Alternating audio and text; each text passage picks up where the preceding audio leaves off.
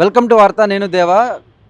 గణతంత్ర దినోత్సవ వేడుకల్లో అటువైపు అపోజిషన్ లీడర్స్ రాహుల్ గాంధీకి అలాగే మల్లికార్జున ఖార్గేకి అవమానం జరిగిందని అయితే మాత్రం మాజీ ఎంపీ వి హనుమంతరావు ఆరోపిస్తున్నారు. అంటే ఢిల్లీలో జరిగిన పరేడ్ గ్రౌండ్లో వారికి సంబంధించిన సిట్టింగ్ అరేంజ్మెంట్ల మాత్రం తీవ్ర అన్యాయం జరిగిందని, అంటే వారిని చిన్నచూపు చూశారని అయితే మాత్రం హనుమంతరావు ఆరోపిస్తున్నారు. ప్రస్తుతం మనతో పాటు విహెచ్ ఉన్నారు. చెప్పండి, ఏంది? రిపబ్లిక్ డే రోజు పరేడ్ అవుతుంది. ప్రెసిడెంట్ ఆఫ్ ఇండియా, ప్రధానమంత్రి అందరూ. నేను ఎన్నడూ చూడలే opposition leader equally Babasaheb Ambedkar రాజ్యాంగంలో ప్రభుత్వంలో ఉన్నవాడు అపోజిషన్ ఉన్నవానికి ఈక్వల్ రైట్స్ ఇచ్చిండు. ఆయన మూడో వరుసలో కూర్చోబెట్టడం ఏంది? మల్లికార్జున్ ఖర్గే కానీ రాహుల్ గాంధీని. ఇది చాలా తీవ్ర, ఇది ఒక డిక్టేటర్ పరిపాలన జరుగుతుంది. అన్ని ఇండిపెండెంట్ ఆర్గనైజేషన్, ఎలక్షన్ కమిషన్ కానీ, సిబిఐ కానీ, ఈడీ కానీ అన్నిటి మీద కూడా దౌర్జన్యం. ఆఖరుకు పర్సనల్గా ఏదైతే అంబేద్కర్ రాసిన రాజ్యాంగాన్ని తుంగలు తొక్క డిక్టేటర్ పరిపాలన అవుతుంది. ఇది మంచి పద్ధతి కాదు, మార్చుకోవాలి.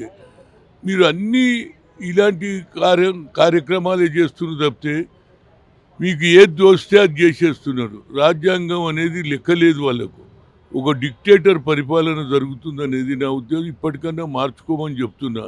3 సార్లు అయినా ప్రధానమంత్రి, 4వ సారి రావడానికి ఇవన్నిటిని కూడా తమ చేతిలో పెట్టుకోవాలి. ఆఖరుకు అపోజిషన్ ఉన్నటువంటి పార్టీ లీడర్లను రాజ్యసభలో కానీ లోక్సభలో కానీ ఉన్నటువంటి రాహుల్ గాంధీని, మల్లికార్జున ఖర్గేను అవమానం చేయడం, మూడో వరుసలో కూర్చోబెట్టడం, ఇది మంచి పద్ధతి కాదనేది నా ఉద్దేశం. దీన్ని నేను ఖండిస్తున్నా. ఇది ఒక డిక్టేటర్ పరిపాలనగా కొనసాగుతుందనేదే నా ఉద్దేశం.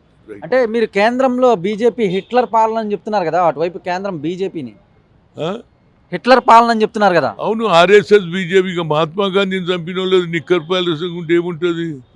దేశానికి స్వాతంత్రం తెచ్చిన జాతిపితరికే అవమానం చేస్తున్నారు. వాళ్ళకు ఒక ఆలోచన వచ్చింది, ఏడ కనిపించద్దు, ఏది అపోజిషన్ లేకుండా చేయాలనే మనస్తత్వం మంచిది కాదు. రాజకీయాలు ఒకసారి గెలుస్తారు, ఒకసారి.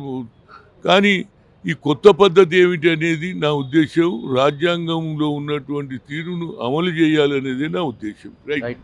చూసారు కదా, రాజ్యాంగంలో ఉన్నటువంటిది అంటే అమలు చేయడంలో మాత్రం అది తప్పుపట్టారని, అదేవిధంగా అంటే అటువైపు అపోజిషన్ లీడర్లకు సంబంధించి వారి యొక్క ప్రాముఖ్యతను తగ్గించి వారి మూడో వరుసలో కూర్చోబెట్టడం అనేది మాత్రం తీవ్ర అన్యాయం అని అయితే మాత్రం మాజీ ఎంపీ వి హనుమంతరావు ఆరోపిస్తున్నారు.